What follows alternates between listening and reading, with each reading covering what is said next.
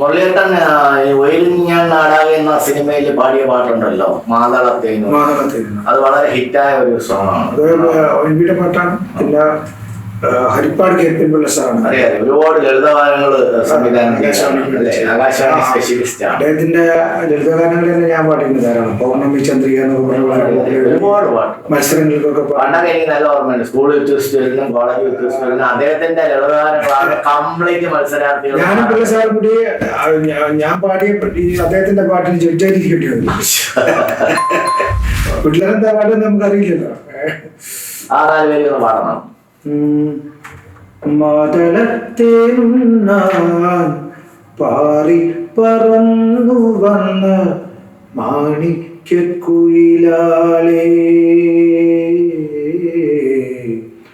നീ എവിടെ, നിന്റെ കൂടെവിടെ, നീ പാടും പൂമരമെവിടെ, കുന്നിമണി മാലയിട്ട് നിൽക്കുമ്പം നിന്നഴക് പൊന്നിനില്ല പൂവിനില്ല, പുന്നാരമോതും നിൻ മൊഴി മധുരം, നിൻമുളം കുഴലിലെ തേനിനില്ല, മാതളത്തേനുണ്ണാൻ പാറി പറന്നു വന്ന മാണിക്യക്കുയിലാളേ, നീ എവിടെ, നിന്റെ കൂടെവിടെ, നീ പാടും പൂമരമെവിടെ. മോഹൻലാലിന്റെ ആദ്യകാല സിനിമകളിൽ ഒന്നാണെന്ന് തോന്നുന്നു അല്ലേ? വളരെ നെഗറ്റീവ് ക്യാരക്ടറുകളിൽ മാത്രം ചെയ്തുകൊണ്ടിരിക്കുന്നത് കാലത്ത് മാറി. ഉൽപ്പത്തിയിലെ പാട്ട് ഏതായിരുന്നു? ഉൽപ്പത്തില് ഞാൻ മാണിക്യറാം കൂടി പാടിയ പാട്ടാണ്. വെണ്ണിലാ സോപാൽ മുകിൽ മുണ്ടലക്കുന്നു, വിണ്ണിൽ ചിരിക്കുന്ന പെണ്ണ്, പുഞ്ചിരിപ്പത കൊണ്ട് ദുഃഖം കഴുകൂനി, നീലം കലക്കട്ടെ കണ്ണ്, 7 മഷികളിൽ മുക്കിയ നൂലു കൊണ്ടഴകെട്ടുന്നു മഴവില്ല്, വർണ്ണക്കിനാക്കളെ തോരയിട്ടാറ്റുവാൻ കരളിൽ ചരടുണ്ടു ചൊല്ല്. പാട്ട് ഏറ്റവും നല്ല നാടകത്തിന്റെ പരിപാടി കേൾപ്പിനുള്ള മ്യൂസിക് എഴുതിയത്. പിന്നീട് കത്തി പറഞ്ഞ സിനിമയാണ് പുനത്തിൽ കുഞ്ഞത്തുയുടെ ചെറുകഥ. അതിലാണ് MBSന്റെ സംഗീതം, ONBയുടെ പാട്ട്. അതിലാണ് പൊന്നരളി പോലുള്ള പാട്ടുകൾ. അത് പള്ളിക്കര VP മുഹമ്മദ് ആ പടം ഡയറക്ട് ചെയ്തു. നേരത്തെ തെരുളി എഴുതിയാണ്.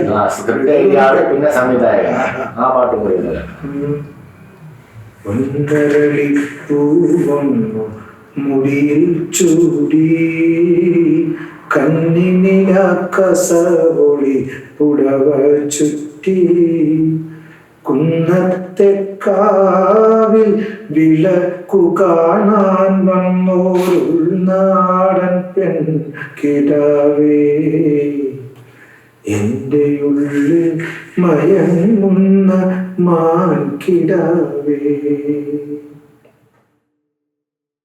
ശാലീന ഭംഗി തളിർത്തു നിൽക്കും ശ്യാമ മനോഹര ഗ്രാമഭൂവിൽ, ശംഖ് പുഷ്പം പോലൻ മുന്നിൽ ചിരിക്കുന്നോരുൾ നാടൻ പെൺകിടാവേ, എന്റെ ഉള്ളിലെ പൊൻകിനാവേ,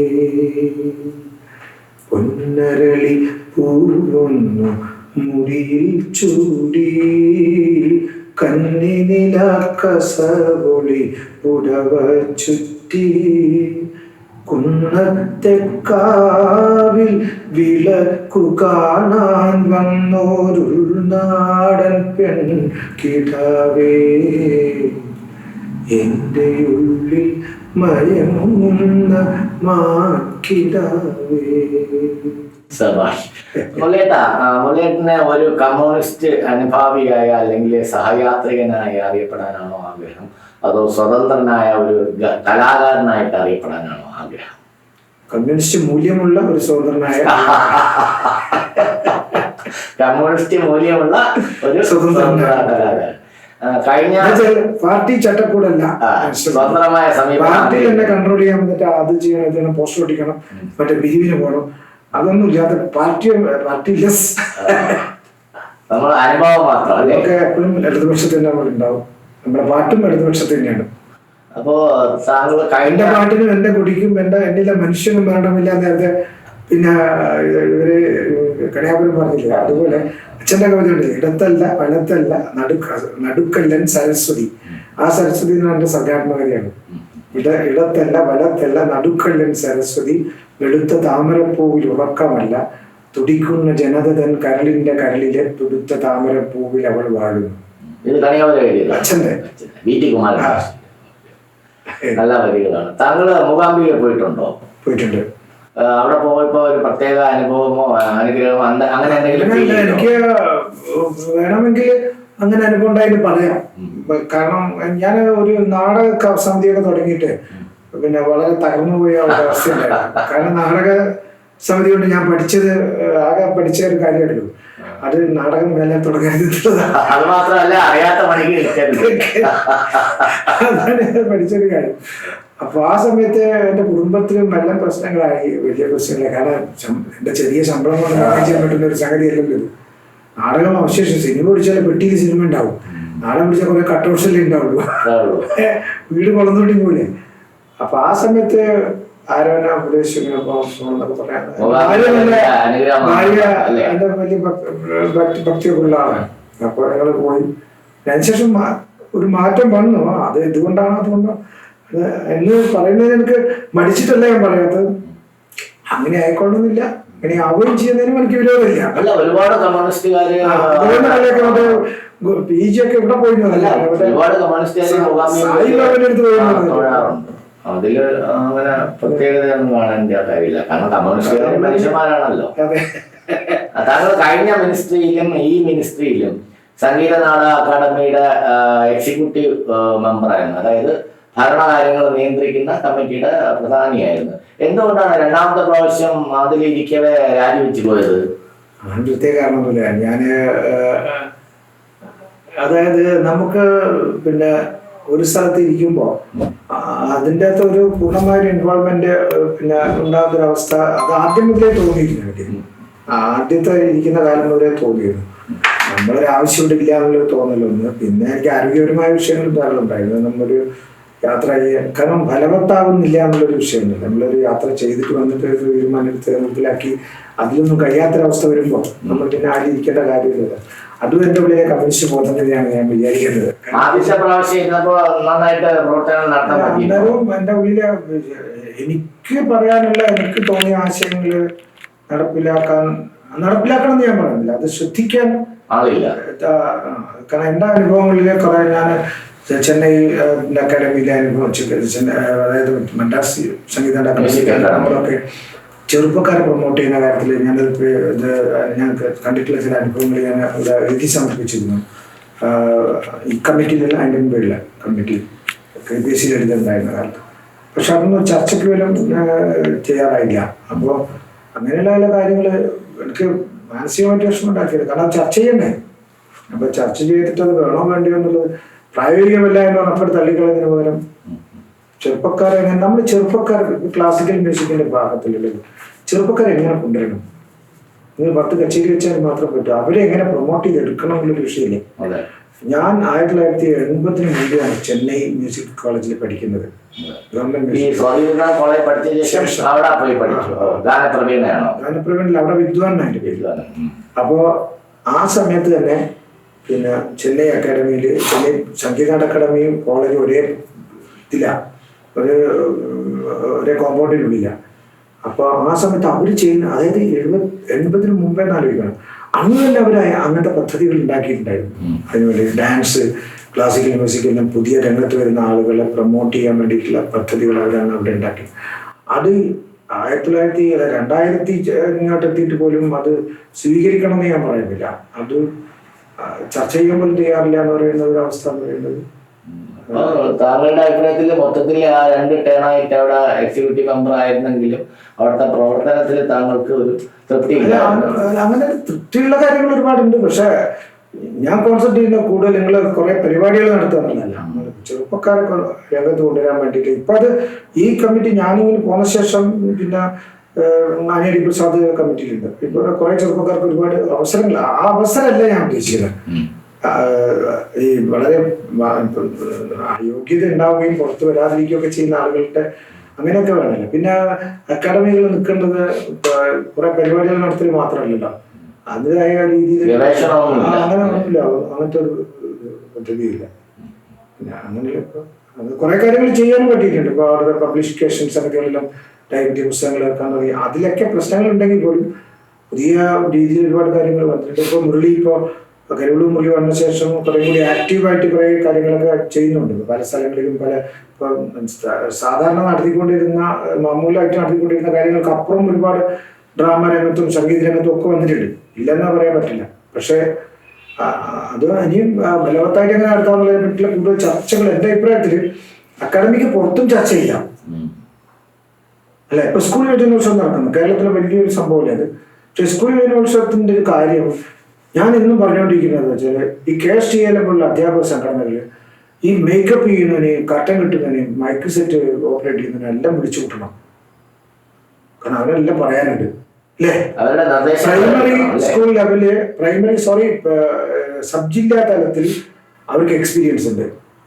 ആ എക്സ്പീരിയൻസ് കൂടി കൺസോൾട്ടേറ്റ് ചെയ്തിട്ട് ഒരു പിന്നെ തീരുമാനം ഉണ്ടാക്കാൻ നമുക്ക് പറ്റണ്ടേ. ഒന്നും വേണ്ട, ഒരു വിദ്യാഭ്യാസ ജില്ലയിൽ ഇവരെല്ലാം വിളിച്ചു കൂട്ടിയിട്ട് ഒരു സെമിനാർ പോലെയോ അല്ലെങ്കിൽ നടത്തിയിട്ട് അവരെ അഭിപ്രായങ്ങളിൽ അറിഞ്ഞ ശേഷം ചെയ്തുകൂടെ. ചെറിയ കാര്യങ്ങളായിരിക്കാം മതി, പക്ഷെ അത് എല്ലാവരും ആവർത്തിക്കുമ്പോൾ നമുക്ക് ഇങ്ങനെ തോന്നാറുണ്ട്. താങ്കൾക്ക് എന്ന് മുതലാണ് ഈ പുസ്തക രചയിതാവ് അല്ലെങ്കിൽ രചനയിലോട്ട് കടന്നു വരാനുള്ള കാര്യം? ബുക്കുകൾ എഴുതിയല്ലോ, 5-6 പുസ്തകം, 15 പുസ്തകം. 16-ാമത്തെ ഇപ്പം ഈ പാറ്റേൺ എല്ലാ സംഗീതത്തെ കുറിച്ചുള്ള സബ്ജക്ട്, മറ്റ് സാംസ്കാരിക വിഷയങ്ങളൊക്കെ വരുന്നുണ്ട്. പക്ഷെ അങ്ങനെ അതൊന്നും വലിയ ഡെപ്തുള്ള ഇതായിട്ട് ഒന്നല്ല. എഴുതാൻ കഴിയുക എന്ന് പറയുന്നത് വളരെ ഭാഗ്യമാണ് അല്ലേ. പണ്ഡിതനല്ലാത്ത ഒരുപാട് ആൾക്കാരുണ്ടല്ലോ, അവർക്കൊക്കെ എഴുതാൻ കഴിയുന്നില്ല, എഴുതുന്നതേ പുണ്യമാണ്. പക്ഷെ ഞാൻ എഴുതുന്നതിന്റെ ഒരു പ്രത്യേകത പലരും പറഞ്ഞിട്ടുള്ളതും എനിക്ക് തോന്നുന്നില്ല, എന്റെ ഒരു വ്യത്യസ്തതയിലാണ് ഞാൻ ഒന്നും ചെയ്തിട്ടില്ല. അല്ലാതെ ഇപ്പൊ ഒരാൾ പറഞ്ഞ കാര്യം തന്നെ ഞാൻ ആവർത്തിച്ചിട്ട് അതിനൊരു ഒറ്റ ഉദാഹരണം പറഞ്ഞു. പി ജയചന്ദ്രൻ മരിച്ചു. അപ്പൊ അതിന് അദ്ദേഹത്തിനെ കുറിച്ച് സ്റ്റാർ സ്റ്റൈലിൽ ലേഖനം എഴുതിയാൽ അതുപോലെ അതെല്ലാം അവർ ആവശ്യപ്പെട്ട് ചെയ്യണം. അപ്പൊ എങ്ങനെയാണ് അദ്ദേഹത്തിന്റെ കുറെ പാട്ട് നിർത്തി വെച്ചാൽ പോലല്ലോ. ഞാൻ പറഞ്ഞൊരു പോയിന്റ് എന്താണെന്നറിയോ, എന്താണെന്ന് വെച്ചാല് അല്ല, ആ വാക്കിനെ ഞാൻ എതിരാ. കാരണം ഭാവമില്ലാത്ത ഒരു ഭാഷ അയാൾക്ക് മാത്രമായിട്ട് എങ്ങനെയായിട്ട് ഭാവം വരിക. അപ്പം ആ ഭാവങ്ങളിൽ പോലും വേറെ അർത്ഥമുണ്ട്. ജയചന്ദ്രന് ഭാവഗായകൻ എന്ന് വിളിക്കുന്നതിന് വേറൊരു അർത്ഥതലമുണ്ട്. ആ അർത്ഥതലം എന്താണ്? അപ്പൊ യേശുദാസ് ഭാവഗായകനല്ലേ? അപ്പൊ ഞാൻ പറഞ്ഞു വരുന്ന അതല്ല. യേശുദാസ് ഒന്നാമനും ജയചന്ദ്രൻ രണ്ടാമനും എന്ന് പറയുന്ന സ്കൂൾ യൂണിവേഴ്സിറ്റി. അപ്പൊ യേശുദാസിന്റെ ഞാൻ എന്റെ പോയിന്റ് തന്നെ, യേശുദാസിന്റെ ബാണിയിൽ സ്റ്റൈൽ ഖരാന എന്നൊക്കെ പറയുന്നില്ല, അതുപോലെ ഒന്നാമനും ജയചന്ദ്രന്റെ ഖരാനയിൽ ഒന്നാമനുമാണ്. തമ്മിൽ കമ്പാരിസണേ ഇല്ല, രണ്ട് ശൈലിയാണ്. അതുകൊണ്ടാണ് ഇദ്ദേഹത്തിന് വേറൊരു പേര് വന്നത്. അറിയാതെ വന്ന പേരാണെങ്കിൽ പോലും ഭാവം എന്നുള്ളത് എന്താണ്, അപ്പൊ അത് മറ്റേ അന്യമായിട്ട് നിൽക്കുന്ന വേറൊരു സാധനമാണ് എന്നുള്ള ഒരു സാധനം മലയാളി തിരിച്ചറിഞ്ഞിട്ടുണ്ട്. പക്ഷെ അത് ഭാവഗായകനാണോ വിളിക്കേണ്ടത് എന്നുള്ള കാര്യം പറയാം. ചിലർ എന്നെയും വിളിക്കാറുണ്ട് ഭാവഗായകൻ എന്നൊക്കെ. അപ്പൊ ഞാൻ പറയാ ഞാൻ ഒരു പാവഗായകനാണ്. താങ്കൾക്ക് കവിതയിലും നല്ല കമ്പമാണല്ലോ. ഞാൻ കൈരളിയിൽ പ്രൊഡ്യൂസറായിട്ട് ഇരിക്കുമ്പോ ഓണക്കവിതകൾ താങ്കൾ വന്ന് എനിക്ക്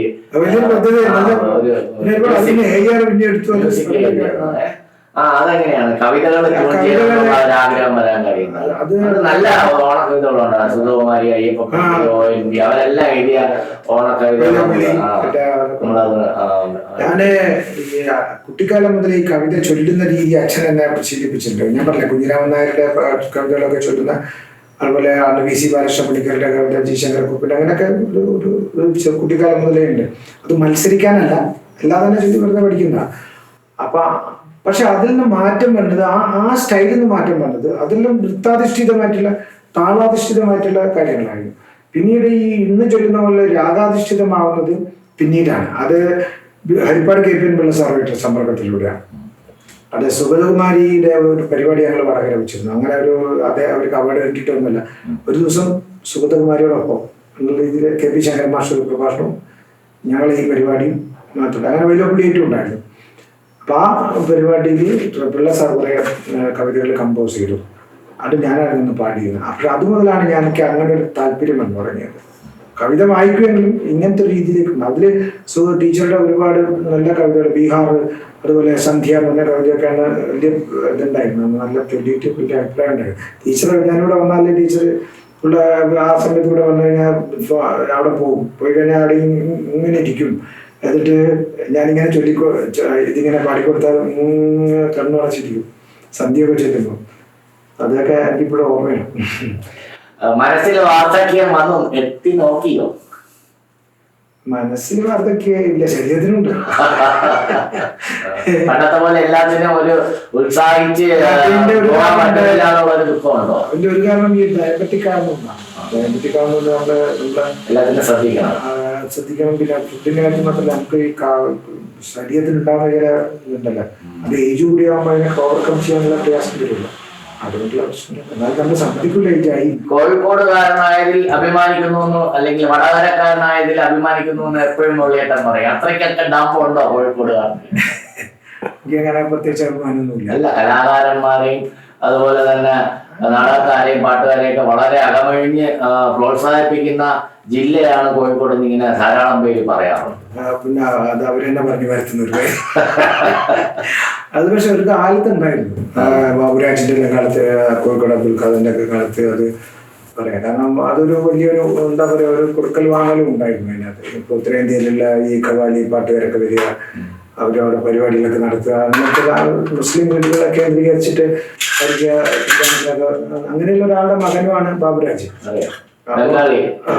അപ്പൊ അങ്ങനെയുള്ള ഒരവസ്ഥ അന്നുണ്ടായിരുന്നു. എന്നാലും കോഴിക്കോട്ടുകാർക്ക് അങ്ങനെ ഒരു മനോഭാവമുണ്ട്. പക്ഷെ ഇന്നത് എത്രത്തോളം ഉണ്ടെന്നുള്ള എന്റെ അനുഭവത്തിൽ അത്ര വലിയ ഒന്നും പറയാനൊന്നുമില്ല. താങ്കളുടെ വ്യക്തിഗതമായ അഭിപ്രായത്തില് മലയാള കോഴിക്കോട് ഇപ്പൊ സാഹിത്യ നഗരമാണല്ലോ. കോഴിക്കോട് നഗരത്തിൽ ശരിയായ അല്ല, കോഴിക്കോട്ടുകാരായിട്ടുള്ള സാഹിത്യകാരന്മാർ എത്ര പേരുണ്ട് അവിടെ? MT കോഴിക്കോട്ടുകാരനല്ലല്ലോ. ഇവിടെ എന്താണ് കൂടല്ലൂര്. പിന്നെ അതുപോലെ MP മുഹമ്മദ് അല്ല, KT മുഹമ്മദ് അല്ല, ഖാദറല്ല, പിന്നെ ഇപ്പോഴുള്ള പുതിയ തലമുറയിൽ തന്നെ KP രാമനല്ല, കുറുപ്പ്, പിന്നെ വിഷ്ണുനാരായണൻ നമ്പൂതിരി, സുഗതകുമാരി എന്ന് പറഞ്ഞ തിരുവനന്തപുരത്ത്, പിന്നെ ചവറ, അങ്ങനെയുള്ള സ്ഥലത്തൊക്കെയാണ്. ഇവിടെയുള്ള പഴയ CV രാമപിള്ള അങ്ങനെയുള്ള ആളൊക്കെയാണ് പണ്ടത്തെ ആളുകൾ അല്ലേ. പക്ഷെ അതിനുള്ളൊരു മണ്ണുണ്ട്. അതിന് ഒന്ന് രണ്ട് കാരണങ്ങളുണ്ട്. ഒന്ന്, എനിക്ക് തോന്നുന്നു മാതൃഭൂമിയുടെ കേന്ദ്രം അതായിരുന്നല്ലോ, കോഴിക്കോടായിരുന്നു. എഴുതലാണല്ലോ ഒരു പ്രധാനപ്പെട്ട ഒരു സാഹിത്യകാരന്റെ ഒരു. പിന്നെ രണ്ടാമത് കോഴിക്കോട് ആകാശവാണി കേൾക്കാറുണ്ടായിരുന്ന ഒരു ഭാസ്കരൻ മാഷ്, കോടിയൻ, കിത്തം, കക്കാട് എന്ന് പറയുന്ന അങ്ങനെ വലിയ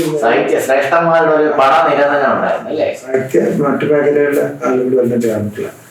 അപ്പൊ അങ്ങനെയുള്ള അത് കാരണമായിരിക്കാം. താങ്കളുടെ വ്യക്തിഗതമായ വടകരക്കാരനായതുകൊണ്ട് ഞങ്ങൾ വടകരയിലാണ് നമ്മള്.